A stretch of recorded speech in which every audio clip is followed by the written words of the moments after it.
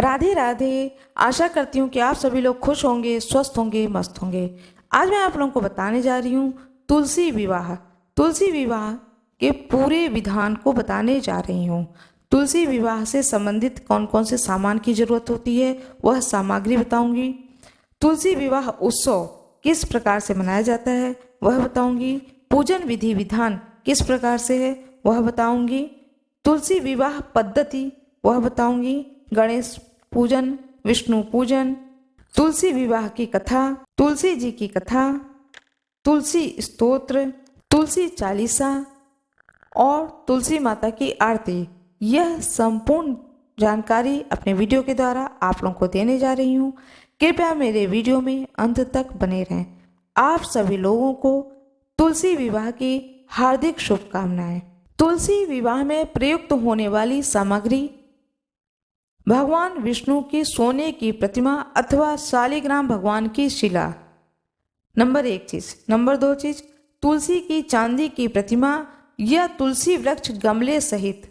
Number 3 चीज, गंगा जल पंचामृत। Number 4 चीज, गंगा मृत्तिका सप्त मृत्तिका। नंबर 5, कुश दूब।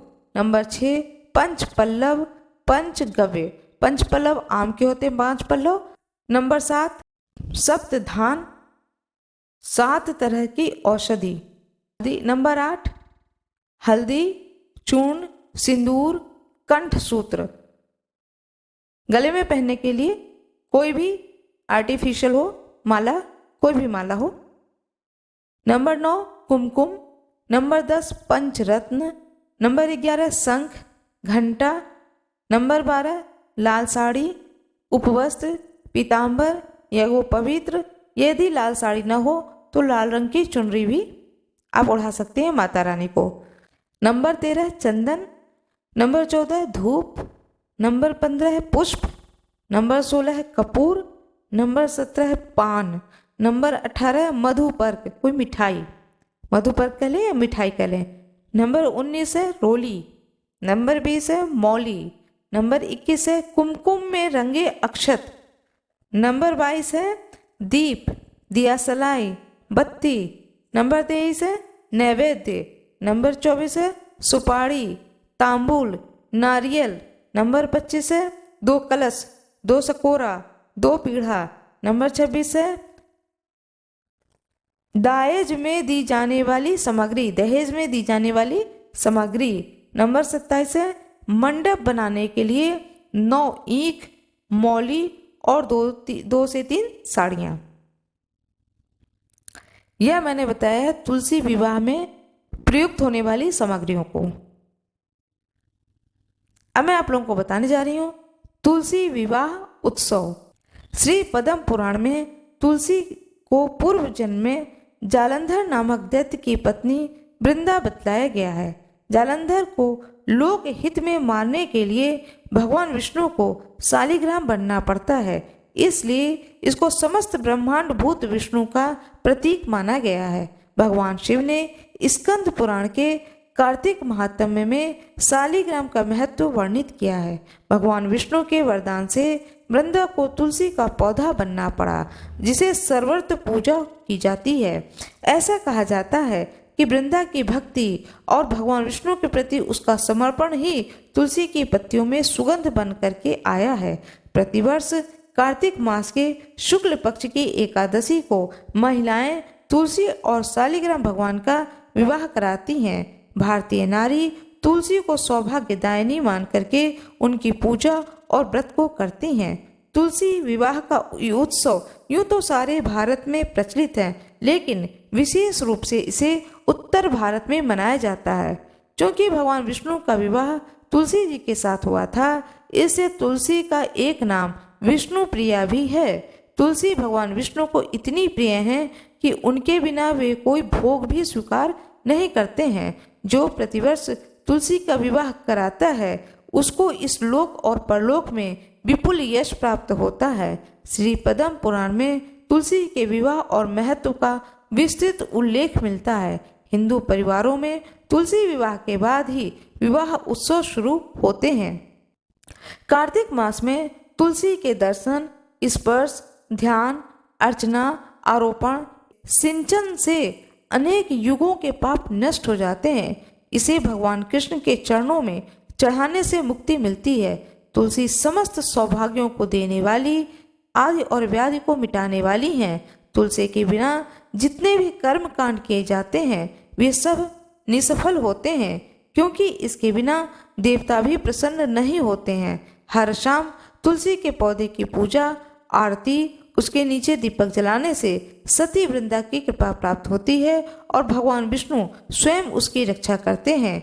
सोमवती अमावस्या को तुलसी की 108 परिक्रमाएं करने से दरिद्रता मिटती है। मरते हुए व्यक्ति के मुख में तुलसी एवं गंगा जल डालने से वह त्रिदोष नाशक महा औषधि बन जाता है तथा आत्मा पवित्र होकर के मुक्त हो जाती है। अब मैं आप लोगों को बताने जा रही हूँ पूजन का विधि विधान। यह पर्व कार्तिक मास के शुक्ल पक्ष की एकादशी को मनाया जाता है। कुछ लोग तुलसी विवाह के लिए कार्तिक शुक्ल नवमी की तिथि को उपयुक्त मानते हैं, तो कुछ लोग एकादशी से पूर्णिमा तक तुलसी पूजन करके 5वें दिन उनकी विवाह के रस्म को निभाते हैं। कहीं कहीं नवमी, दसवीं व एकादशी को व्रत एवं पूजन कर अगले दिन तुलसी का पौधा किसी ब्राह्मण को दान देने की प्रथा भी है। इस दिन उपवास रखने का विधान है, जिसमें अन्न का सेवन न करके केवल फलाहार लिया जाता है। आमतौर पर कार्तिक स्नान करने वाली स्त्रियां तुलसी तथा शालिग्राम का विवाह करती हैं, नए कपड़े, जनेऊ आदि का दान करती हैं, भगवान विष्णु की प्रतिमा में प्राण प्रतिष्ठा करके उसे वस्त्र और आभूषण से सजा करके ससम्मान गाजे बाजे के साथ समारोह के साथ तुलसी चौरा पर ले जाया जाता है। फिर उस जगह विधि पूर्वक पूजन करके दोनों का विवाह रचाया जाता है। उस अवसर पर स्त्रियां विवाह के गीत गाती हैं। तत्पश्चात व्रत की समाप्ति की जाती है। कुछ स्त्रियां तुलसी की 108 परिक्रमाएं करके उसे भोग पकवान चढ़ा करके भोजन करती हैं। अब मैं आप लोगों को बताने जा रही हूँ तुलसी विवाह पद्धति। यजमान विवाह के दिन सायंकाल स्नान आदि से पवित्र होकर के धुले हुए श्वेत वस्त्र, धोती और उत्तरीय धोती और अंगोछा धारण कर मंडप पर कुशासन पर उत्तरा अभिमुख बैठ जाएं और धर्म पत्नी को अपनी बाईं ओर बैठा लें। समस्त सामग्री को यथा स्थान रख लें। शिखा बंधन कर लें। आम्र पल्लव या कुश से समस्त सामग्री पर एवं अपने ऊपर स्वयं जल छिड़कें। तत्पश्चात विवाह का संकल्प करें। संकल्प: यजमान हाथ में अक्षत, जल, पुष्प, दक्षिणा, द्रव्य आदि लेकर करें। भगवान विष्णु का स्मरण कर तुलसी विवाह का निम्न प्रकार से संकल्प करें। आज मैं अपना नाम और गोत्र बोले। कार्तिक शुक्ल पक्ष द्वादशी को श्री महाविष्णु की प्रसन्नता के लिए तुलसी विवाह करूंगा और उनके अंगभूत गणेश पूजन करूंगा। ऐसा कह करके संकल्प का जो जल है हाथ में जो लिए हैं अक्षत आदि को पृथ्वी पर छोड़ दें। गणेश पूजन सबसे पहले करना है।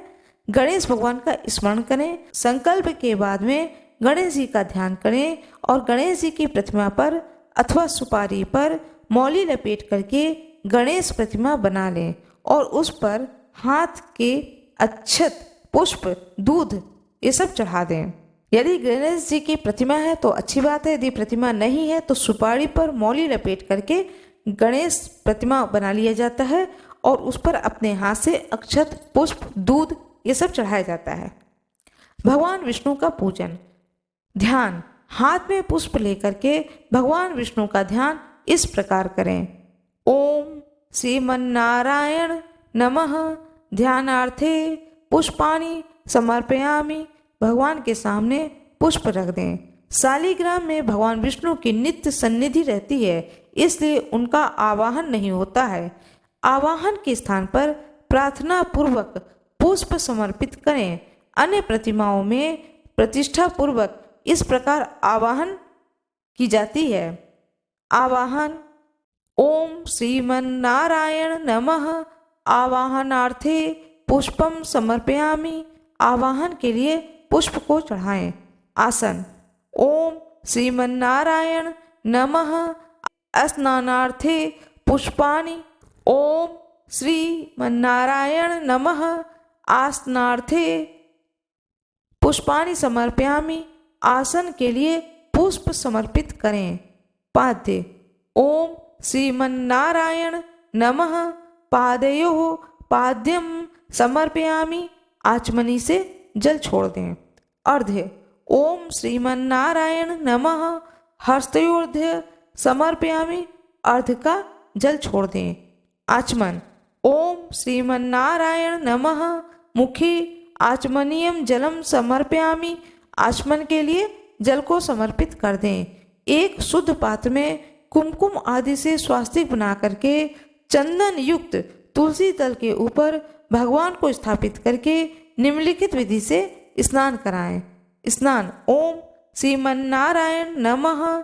स्थानीय जलम समर्पयामि। जल से स्नान कराएं। जो ठाकुर जी हैं उन्हें स्नान कराना है। एक शुद्ध पात्र लें, उस जल के पात्र में कुमकुम डाल दें। जल पात्र के ऊपर स्वास्तिक बनाएं चंदन से।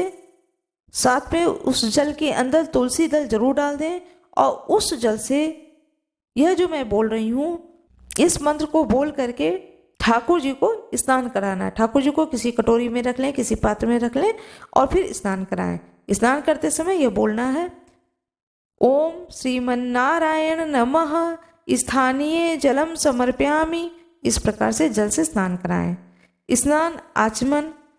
श्रीमन्नारायण नमः।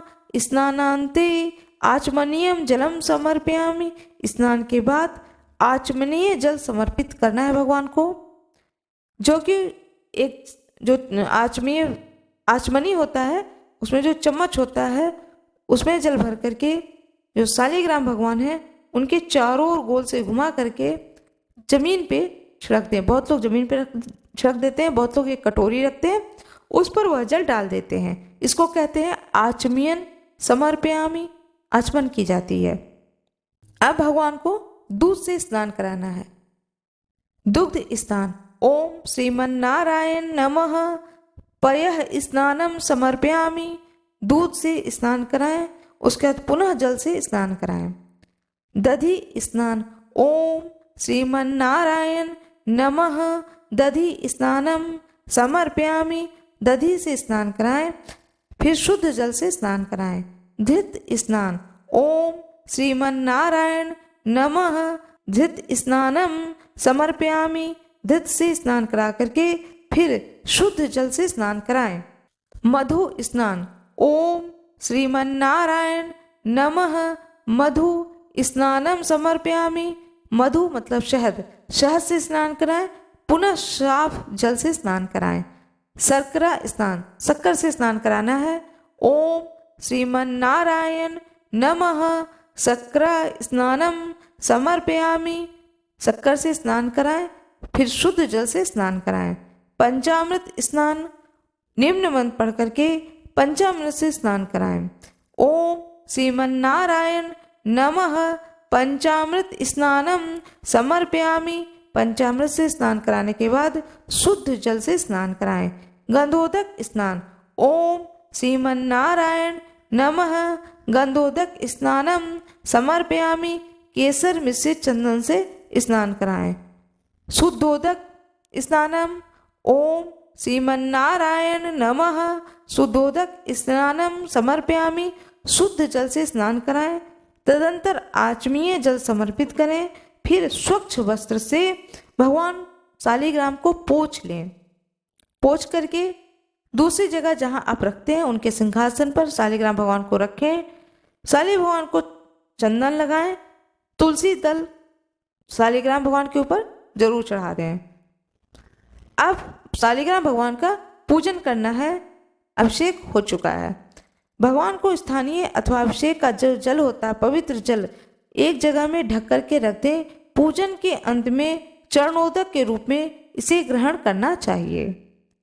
अब भगवान को श्रृंगार करना है। वस्त्र पहना है सबसे पहले। ओम श्रीमन्नारायण नमः। वस्त्रम समर्पयामि। वस्त्र पहना है। अंगोछा हो अंगोछा लपेट दें। धोती हो तो धोती रख देना है बगल में।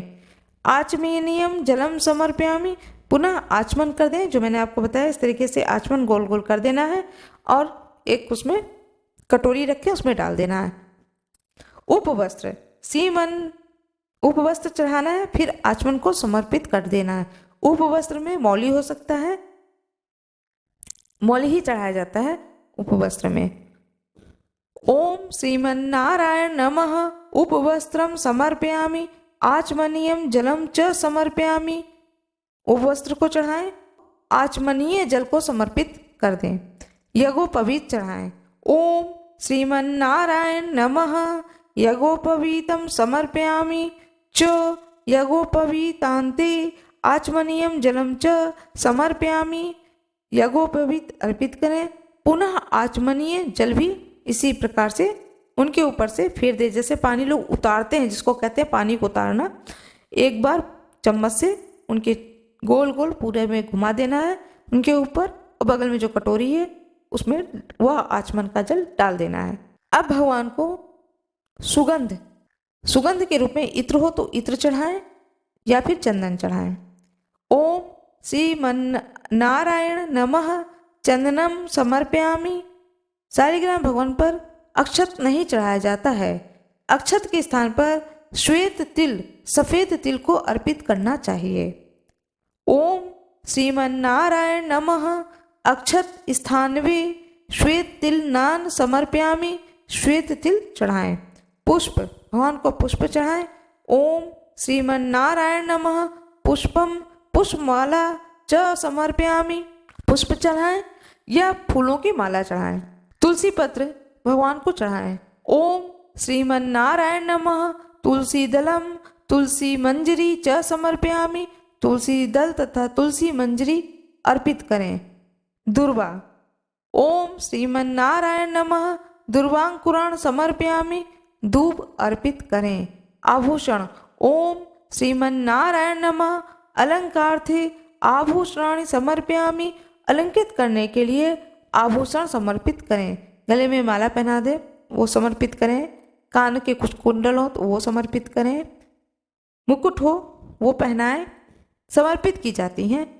धूप, ओम श्रीमन्नारायण नमः धूम्रमाद्यानि समर्पयामि, धूम्र आग्र पित्तम करें, धूम्र को जलाएं और जला करके धूपबत्ती दिखाना है। दीप, ओम श्रीमन्नारायण नमः दीपम दर्शयामि, धृत दीप, घी का दीपक दिखाएं और फिर हाथ धो लें। नैवेद्य, भगवान के भोग के निमित्त सामने रखे नैवेद्य में तुलसी दल छोड़ करके 5 ग्रास मुद्राएं दिखाएं। इसके बाद निम्न मंत्र पढ़ करके भगवान को निवेदित करें। ओम श्रीमन्नारायण नमः नैवेद्यम निवेदयामि, मध्ये पानीयम जलम समर्पयामि, आचमनीयम जलम च समर्पयामि, नैवेद्य निवेदित करें तथा पानीय जल अर्पित करें, पुनः आचमनीय जल अर्पित करें। ऋतुफल, ओम श्रीमन्नारायण नमः अखंड ऋतुफलम समर्पयामि, जो ऋतुफल समर्पित करना है उसको काटना नहीं है, अखंड साबुत ही चढ़ाना है।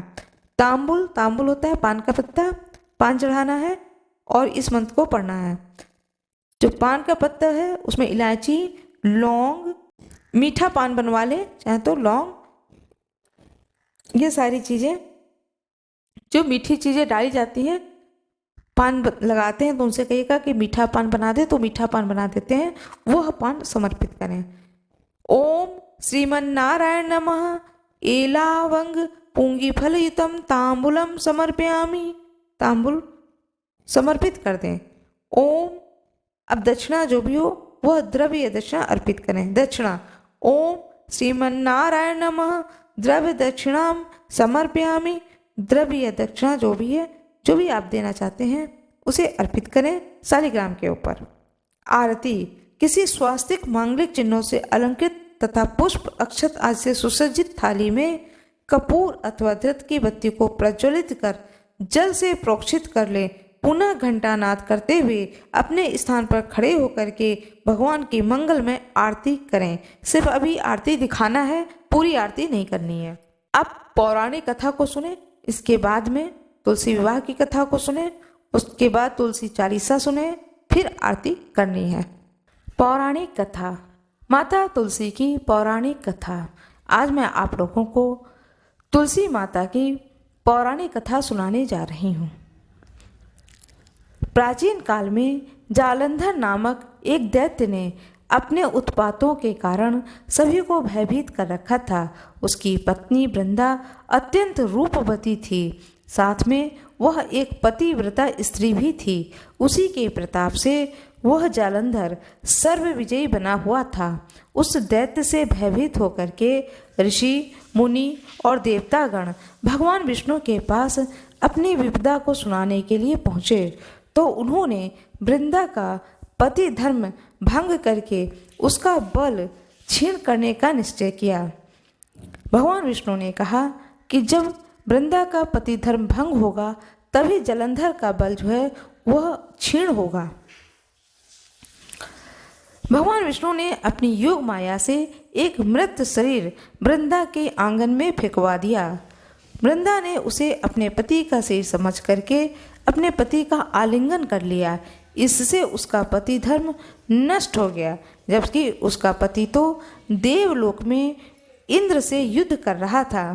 इधर वृंदा का सतीत्व तो नष्ट होता है, उधर उसका पति युद्ध में हार कर मृत्यु को प्राप्त होता है। जब वृंदा को वस्तु स्थिति ज्ञात होती है तब वह भगवान विष्णु का छल कपट था यह जान करके अत्यंत क्रोधित होकर के भगवान विष्णु को श्राप देती है कि जिस प्रकार तुमने मुझसे छल से पति वियोगी बनाया है, ठीक उसी तरह से तुम भी अपनी पत्नी का छल पूर्वक हरण होने पर उसके वियोग को सहने के लिए मृत्युलोक में जन्म लोगे। इतना कह करके वृंदा अपने पति के शव के साथ उसके वियोग में तड़पती हुई सती हो गई। कालांतर में भगवान राम का जब अवतार होता है उस समय भगवान राम को सीता के साथ ऐसा ही वियोग सहन करना पड़ता है। पार्वती जी ने वृंदा की भस्म में तुलसी, आंवला और मालती के वृक्ष लगाए। इनमें से तुलसी को भगवान विष्णु ने वृंदा को रूप समझ करके अपना लिया। कुछ लोग यह भी मानते हैं कि भगवान विष्णु ने छल से वृंदा का सतीत्व भंग कराया था तो उन्होंने उन्हें पत्थर बनने का श्राप दिया था। इस पर भगवान ने कहा था कि तुम मुझे माता लक्ष्मी से भी अत्यंत ज़्यादा प्रिय हो गई हो, यह सब तुम्हारे सतीत्व का ही फल है। तुलसी बन करके तुम सदा मेरे साथ रहोगी। जो भी तुम्हारे साथ मेरा विवाह करेगा वह परम धाम को प्राप्त होगा।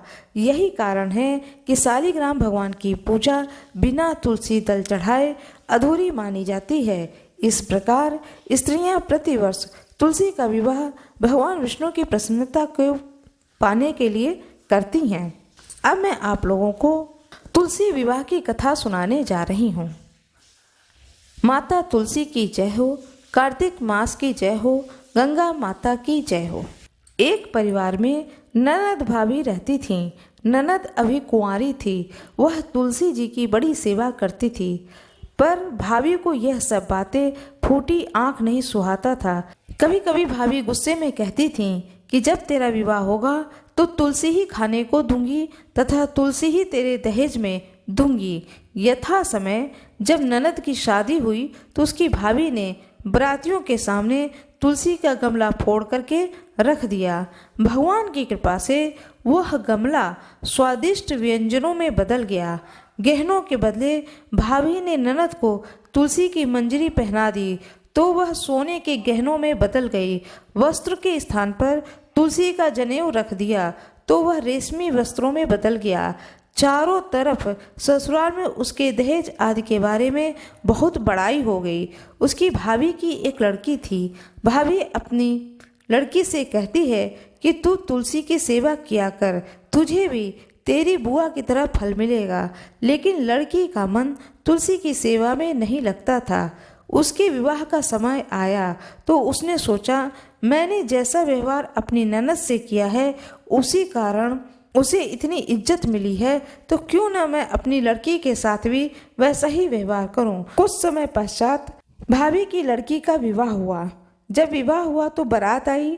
जब बारात आई तो भाभी ने सोचा कि क्यों न मैंने जिस तरह का व्यवहार अपनी ननद के साथ किया है और उसे ससुराल में इतनी इज्जत मिली है, उसी तरह का व्यवहार मैं अपनी लड़की के साथ भी करूं।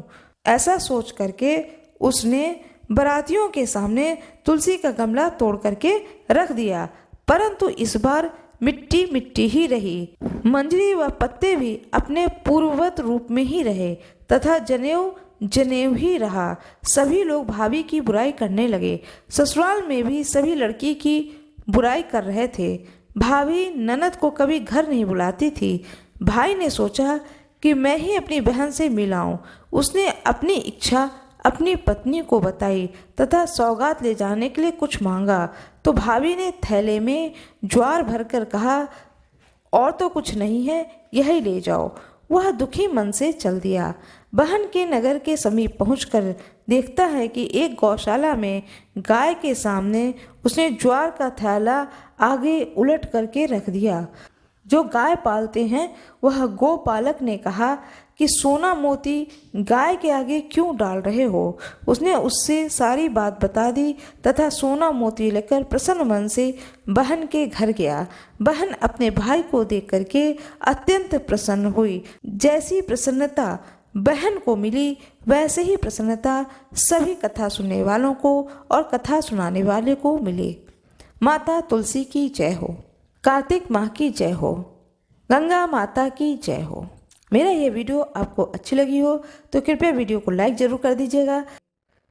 पूरे कार्तिक माह में सुनने वाली तुलसी माता की कथा जिसे मैं आज आप लोगों को सुनाने जा रही हूँ, यह कथा भी तुलसी विवाह के दिन सुननी चाहिए। कार्तिक के महीने में सब कोई तुलसी माता को सींचने जाती थी। सब कोई तो सींच करके आ जाती थी, पर एक बुढ़िया माई आती और तुलसी माता से रोजाना कहती, हे तुलसी माता सत्य की दाता, मैं बिरला सींचू तेरा, तू कर निस्तारा मेरा। तुलसी माता अड़ुआ दे लड़ुआ दे, पीतांबर की धोती दे, मीठा मीठा घास दे, बैकुंठ का वास दे, चटके की चाल दे, पटके की मौत दे, चंदन की काठ दे, झालर की झिनकार दे, साईं का राज दे, दाल भात का जमीन दे, 11 का दिन दे, कृष्ण को कांधा दे। इतनी बात सुन करके तुलसी माता सूखने लगी। भगवान श्री कृष्ण पूछते हैं कि तुम्हारे पास तो इतनी औरतें आती हैं, तुम्हें जिमाती हैं, तुम्हें सींचती हैं, तुम्हारी पूजन करती हैं, तुम्हें तो फलना फूलना चाहिए, तुम सूख कैसे रही हो, क्या कारण है। तुलसी माता ने कहा, मैं आपको क्या बताऊं, मेरी स्थिति बहुत अजीब हो गई है। भगवान श्री कृष्ण कहते हैं कि यदि तुम मुझे नहीं बताओगी अपने मन की बात तो किसे बताओगी। इस प्रकार विनयपूर्वक भगवान श्री कृष्ण के कहने पर तुलसी माता बताती हैं कि रोज सभी स्त्रियां मुझे सींचने आती हैं, लेकिन सींच करके वह चली जाती हैं। एक बुढ़िया माई आती हैं रोजाना और कहती हैं, अपनी सारी बातें मुझसे कहती हैं, कह करके जाती हैं, मैं और सब कुछ दे सकती हूँ, पर आप कृष्ण जी की कांधा कहाँ से दूंगी। भगवान श्री कृष्ण कहते हैं, कोई बात नहीं है, समय आने पर कृष्ण का कंधा भी उस बुढ़िया को मिल जाएगा। कुछ समय व्यतीत होते हैं, उसके बाद एक दिन उस बुढ़िया की मृत्यु हो जाती है।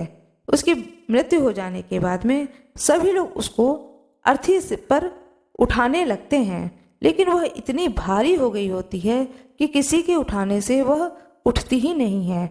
अब वहाँ पर प्रपंच होने लगता है और सब लोग कहने लगते हैं कि यह पाप घाट की माला फेरती होगी जिससे इतनी भारी हो गई है। और हम सभी लोग सोचते थे कि यह बड़े मन से भाव से तुलसी माता की नित्य पूजा करती हैं। इस तरह से अपने भक्त की निंदा को सुन करके भगवान श्री कृष्ण बूढ़े ब्राह्मण का रूप धारण करके उस जगह पर आए और इतनी सारी भीड़ को देख करके सभी लोगों से पूछने लगे, क्या बात है, इतनी भीड़ यहाँ पर क्यों लगी हुई है।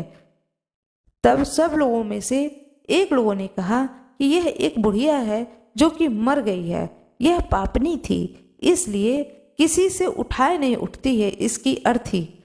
तब भगवान बोलते हैं कि मैं इसके कान में एक बात कह दूं तो यह उठ जाएगी। सभी लोगों ने कहा, ठीक है, जाओ, तुम भी अपने मन की कर लो। भगवान श्री कृष्ण ने जाकर के उसके कान में कहा, हे बुढ़िया माई, तू बिरला सींचे मेरा, मैं करूँ निस्तारा तेरा। बुढ़िया माई, अड़ुआ ले गड़ुआ ले, पीताम्बर की धोती ले, मीठा मीठा घास ले, बैकुंठ का वास ले, चटके की चाल ले, पटके की मौत ले, चंदन की काठ ले, झालर की झिनकार ले, साईं का राज ले, दाल भात का जमीन ले, कृष्ण का कंधा ले। इतना सुनते ही बुढ़िया माई की अर्थी हल्की हो जाती है और वह सभी लोगों के उठाने से उठ जाती हैं और भगवान श्री कृष्ण उस बुढ़िया को अपना कंधा देते हैं। भगवान श्री कृष्ण के कंधा देने से उस बुढ़िया माई की मुक्ति हो जाती है, उसे बैकुंठ धाम प्राप्त होता है। हे तुलसी माता, जैसे उसकी मुक्ति करी है ऐसे हमारी भी मुक्ति करियो। जैसे उसको भगवान कृष्ण का कंधा दिया है वैसे ही हम सबको भगवान श्री कृष्ण का कंधा मिले। हे तुलसी माता, सदा सर्वदा हम लोगों पर भी अपनी कृपा बनाए रखें। कथा सुनने वाले पर और कथा सुनाने वाले पर भी अपनी कृपा बनाए रखें।